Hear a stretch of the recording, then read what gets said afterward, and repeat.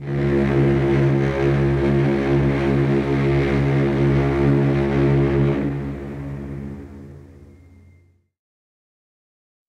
déterminer l'altitude d'un point par nivellement trigonométrique, on a besoin d'un instrument appelé station totale. Cet instrument est monté sur un support de trépied. On a également besoin d'un prisme. Avec la station totale, on va s'aider des triangles jaunes du réflecteur pour viser très exactement au centre du prisme. Ce prisme est monté au sommet d'une tige coulissante graduée verticale, elle-même positionnée dans un système de contrefiche pour la maintenir au sol.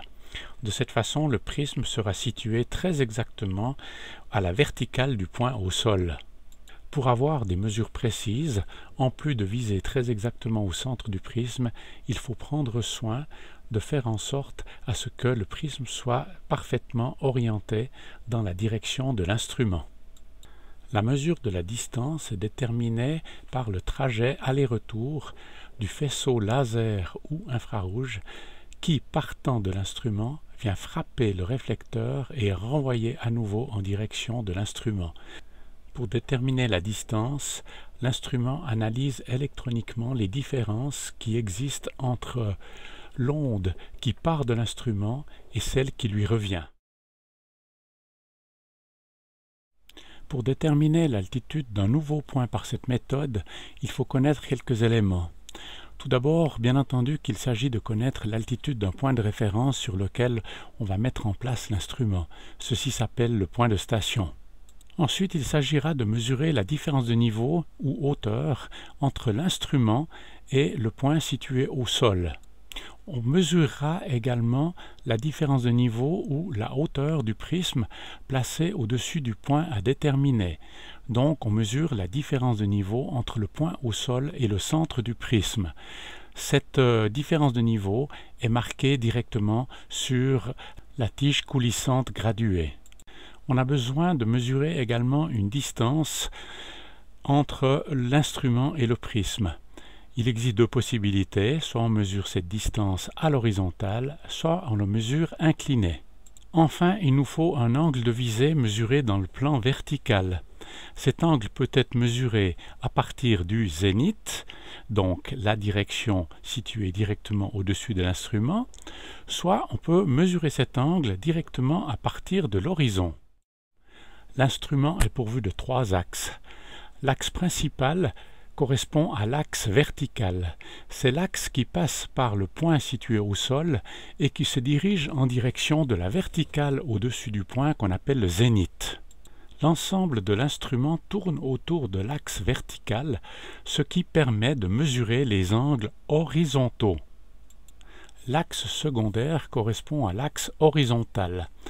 La lunette tourne autour de cet axe, permettant ainsi la mesure des angles dans le plan vertical.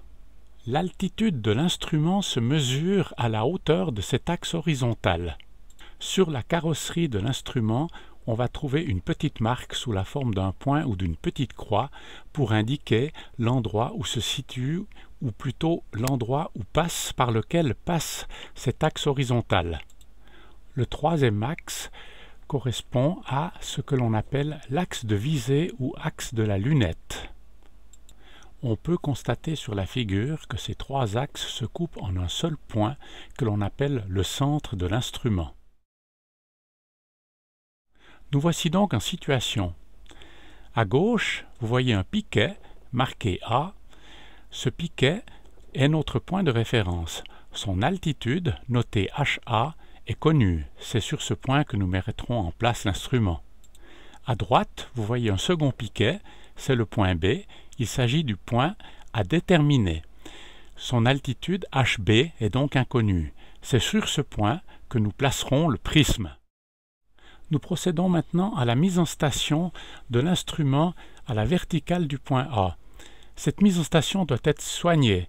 Non seulement l'axe vertical doit passer très exactement par le point A, mais en plus il s'agit d'avoir un instrument parfaitement stable et parfaitement calé, c'est-à-dire parfaitement horizontalisé à l'aide des différentes nivelles de l'instrument. La première mesure que nous effectuons correspond à la distance verticale entre le point au sol et le passage de l'axe horizontal à l'instrument. Cette distance verticale s'appelle hauteur de l'instrument. Elle est notée I sur ce croquis. Nous mettons maintenant en place le prisme à la verticale du point B grâce au système de tige coulissante et de contrefiche. Nous lisons la hauteur S qui correspond à la hauteur du signal directement sur la canne coulissante.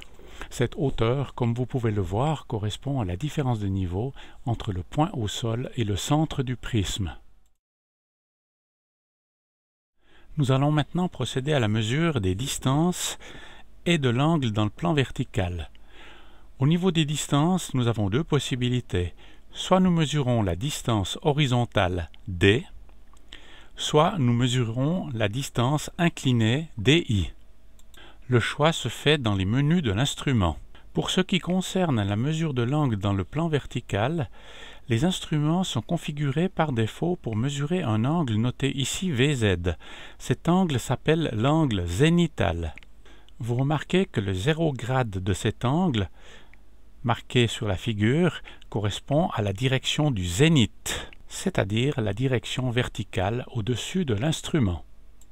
Grâce à la distance D ou à la distance DI mesurée et à l'angle zénital VZ, nous pourrons calculer la valeur ΔH. Cette valeur ΔH correspond à la différence de niveau qui existe entre l'axe horizontal de l'instrument et le centre du prisme. Ici, nous voyons que si nous ajoutons la hauteur I à l'altitude HA du point de référence, nous obtenons l'altitude de l'instrument, donc l'altitude au niveau de l'axe horizontal de l'instrument. Si nous ajoutons la valeur ΔH à l'altitude de l'instrument, nous obtenons l'altitude du signal.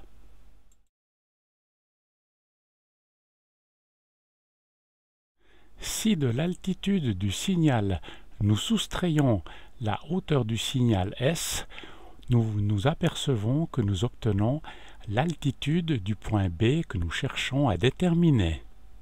Maintenant que nous avons observé ce qui se passe graphiquement, regardons les deux formules qui sont inscrites au-dessous de la figure, en rouge. Nous avons HB, c'est-à-dire altitude du point B, égale HA, c'est-à-dire altitude du point A, plus I, plus ΔH, moins S. Généralement, cette formule se trouve sous la forme indiquée en dessous et doublement soulignée, HB égale HA, plus ΔH, plus I, moins S. En observant cette nouvelle figure, nous voyons juste au-dessous de l'angle VZ un angle β. Cet angle β s'appelle angle vertical. Les angles zénithaux VZ et β sont tels que, comme indiqué sur la formule, VZ plus β égale 100 grades, et ce, quelles que soient les valeurs de VZ et β. Par conséquent, nous avons β qui vaut 100 moins VZ. Cette formule permet de déterminer β si l'on a mesuré VZ. Et la troisième formule, tout à droite, VZ égale 100 moins β, qui permet de calculer l'angle VZ à partir de β si nous en avons besoin.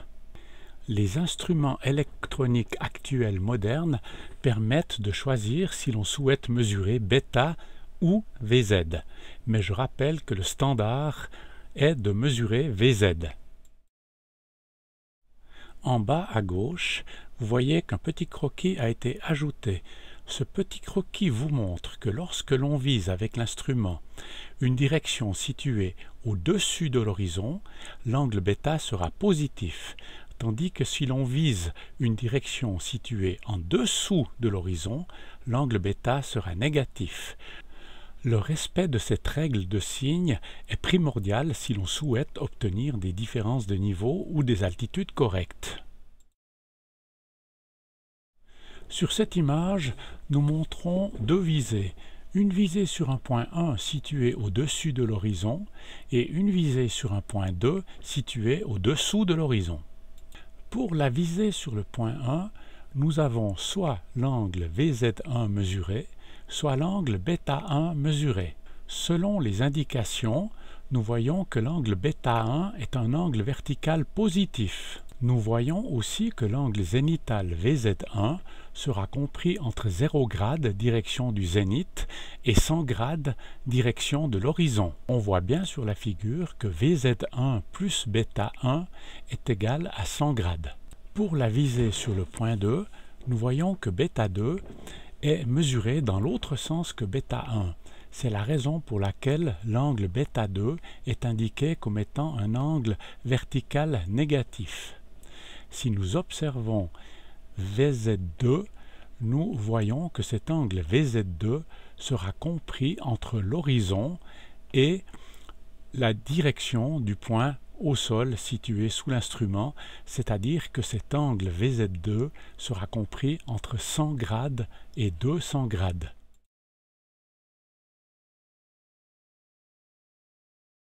Sur cette figure, nous allons trouver les 4 dernières formules de notre théorie. Comme il s'agit de nivellement trigonométrique, ces 4 formules font appel à la trigonométrie du triangle rectangle. Vous pouvez observer distinctement sur cette figure 2 triangles rectangles dont les angles droits sont marqués par des symboles. Ces 2 triangles rectangles ont une hypoténuse commune qui correspond à la distance inclinée DI. Si nous avons mesuré la distance inclinée DI, je vous propose de la transformer pour obtenir la distance horizontale D. Dans la première formule, nous multiplions la distance inclinée DI par le sinus de l'angle zénital VZ pour obtenir la distance horizontale D. Dans la seconde formule, à côté à droite, nous multiplions la distance inclinée DI par le cosinus de l'angle vertical β. La dernière ligne tout en bas nous donne 2 formules distinctes permettant de calculer la différence de niveau ΔH. La première fait appel à la distance horizontale D et à l'angle vertical β. Nous avons par trigonométrie ΔH égale D fois tangente β. La seconde fait appel à la distance horizontale D et à l'angle zénital VZ. Nous obtenons ΔH en divisant la distance horizontale D par la tangente de l'angle zénital VZ. Le choix de l'une ou l'autre de ces formules pour calculer soit D, soit ΔH dépend ainsi des éléments que l'on a mesurés sur le terrain. Ainsi, dans la formule HB égale HA plus ΔH plus I moins S que nous avons vu précédemment, nous pouvons réaliser le calcul de ΔH par l'une ou l'autre des 2 formules situées tout en bas du document. Il me reste à préciser que le signe de la valeur ΔH est très important. Le signe de ΔH correspond au signe de l'angle β. Voici un premier exemple de calcul avec une visée au-dessus de l'horizon. L'altitude du point au sol, point de station A, est donnée à 640 mètres 75.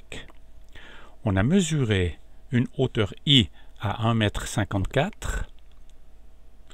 une hauteur S à 1,30 m et un angle VZ à 81,632 grades. On a ici directement mesuré la distance D à 63,754 car les instruments modernes permettent de le faire et il n'est pas nécessaire de se compliquer la vie en mesurant DI plutôt que D. Le premier calcul que nous exécutons consiste à transformer l'angle zénital VZ en angle vertical β. Nous avons donc β égale 100 grades moins l'angle zénital qui vaut 81,632 grades, nous obtenons β qui vaut plus 18,368 grades. Nous pouvons ensuite poser la formule HB égale HA plus ΔH plus I moins S, ce qui donne HB égale 640,75 mètres, plus 63 754 mètres fois la tangente de plus 18 368 grades, plus 1,54 mètres, moins 1 mètre 30. Nous passons à la ligne du dessous. Nous retrouvons l'altitude de la station à 640 mètres 75, à laquelle on additionne 18 mètres 923. Ces 18 mètres 923 correspondent au produit de 63 754 fois la tangente de plus 18 368. Nous ajoutons encore 0,24. 0,24 mètres correspond à la différence entre la hauteur I 1,54 m et la hauteur S 1,30 m. Nous arrivons finalement à une altitude de B par le calcul de 659,913 mètres. Toutefois, nous allons l'arrondir au centimètre près et nous obtenons 659 mètres 91. En effet, cette méthode n'est pas capable de donner la précision millimétrique. Cette méthode a une imprécision de l'ordre de plus ou moins 1 cm, raison pour laquelle nous arrondissons les résultats à 2 chiffres après la virgule. Dans ce second exemple, nous effectuons une visée vers le bas, c'est-à-dire au-dessous de la ligne d'horizon. L'altitude de la station est donnée à 472 mètres 31. Nous mettons l'instrument en place et mesurons une hauteur d'instrument I de 1,63 m. Nous mettons le réflecteur en place, nous mesurons une hauteur S de 1,75 m. Avec l'instrument, nous mesurons un angle VZ de 112,471 grades et une distance horizontale de 47 mètres 273. Nous transformons ensuite VZ en bêta par la formule bêta égale 100 grades moins 112,471 grades. Et vous observez bien que nous obtenons un angle bêta négatif. Il vaut moins 12,471 grades. Nous allons poser la formule HB égale HA plus delta H plus I moins S. Nous devrons faire attention à bien indiquer le signe négatif pour la valeur de l'angle vertical. De cette façon-là, nous obtiendrons un delta H négatif. Nous posons donc HB égale 472,31 mètres plus 47,273 mètres fois la tangente de moins 12,471 grades, plus 1,63 mètres, moins 1,75 mètres. Nous passons à la ligne suivante. Nous avons HB égale 472 mètres 31, moins 9,381 mètres, moins 0,12 mètres. La valeur moins 9,381 mètres correspond à delta H, c'est le produit de 47,273 mètres par la tangente de moins 12,471 mètres. Nous soustrayons encore 0,12 mètres. 0,12 mètres est le résultat de la valeur I-S, 1,63 mètres moins 1,75 mètres. Nous obtenons finalement une valeur pour HB de 462,809 mètres que nous allons, pour les mêmes raisons que précédemment, arrondir au centimètre près. Nous avons donc une altitude de livraison pour HB qui correspond à 462 mètres 81. Voilà, nous en avons terminé. Vous vous êtes rendu compte que, comme d'habitude, tout cela correspond à calculer des triangles rectangles en priorité. Il ne vous reste plus qu'à exercer tout cela dans la joie et la bonne humeur. Et voici un exemple de ce que vous ne devez jamais faire.